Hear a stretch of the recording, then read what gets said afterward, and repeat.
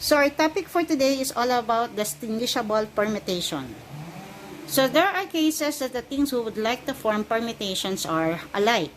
So if that's so, the number of distinguishable permutation P of n objects where P objects are alike, Q objects are alike, R objects are alike, and so on is written in the form P is equal to n factorial over P factorial, Q factorial, R factorial, and so on.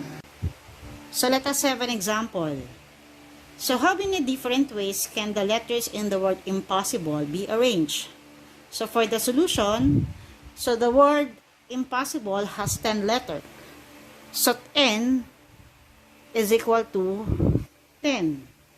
So as you can see, in the word impossible, there are two i's. So I is equal to 2, and there is also 2s. Equals 2.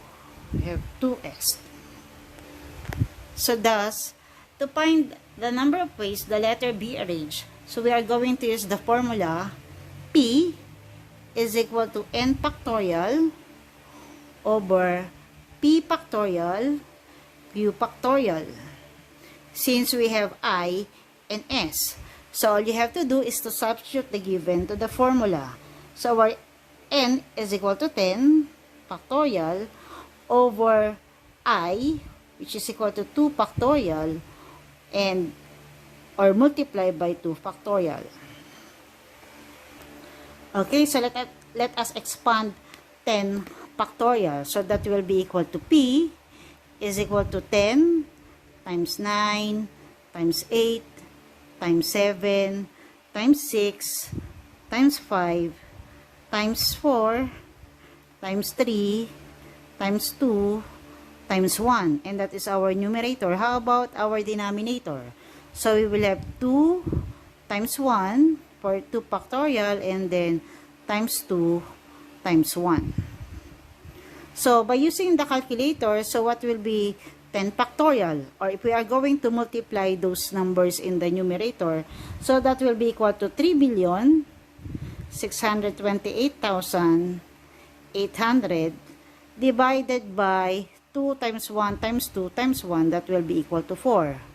Then divide the numerator by the denominator, so the answer is equal to 907,200. So therefore, there are 907,200 ways to arrange the word impossible. So next example. So how many distinguishable permutations are there in the number 09992144,535? So let us solve. So first, let us identify the number of numbers in our given. So we have 1, 2, 3, 4, 5, 6, 7, 8, 9, 10, 11. So therefore, n is equal to 11. How about the like numbers? How about 9? So we have 1, 2, 3. So we have 3 9s. How about the number 4? So we have 2. How about 5? So we also have 2. So the given will be n is equal to 11, 9, we have 3, 4, we have 2, and 5, we also have 2. So let us have the formula. So P is equal to n factorial divided by P factorial, Q factorial, R factorial. Since meron tayong 3, meron tayong 9, 4, and 5. So we are going to use the letter P, Q, and R. So let us substitute the given to our formula. So n is equal to 11 factorial over our P, so that will be 3 factorial, our Q, 2 factorial, and our R is 2 factorial. So let us expand. So 11 factorial is 11 times 10 times 9 times 8 times 7, 6, 5, 4, 3, 2, 1. All over your denominator. So that will be equal to 3 times 2 times 1 for 3 factorial times 2 times 1 for 2 factorial and another 2 times 1. So what is then the product of 11 or the numbers in our numerator? So that will be equal to 39,916,800. How about our denominator? So 3 times 2 times 1, so that it will be equal to 6 times 2, 12 times 2 is equal to 24. So divide the numerator by our denominator. So the answer is 1,663,200.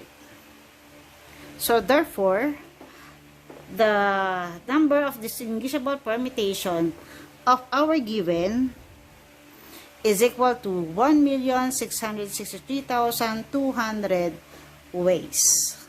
So let us have the last example.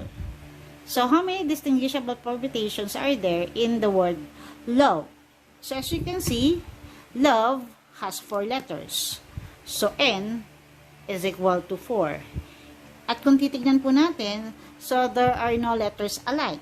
So therefore, we are going to use the formula P is equal to N factorial. And what will be the value of your N?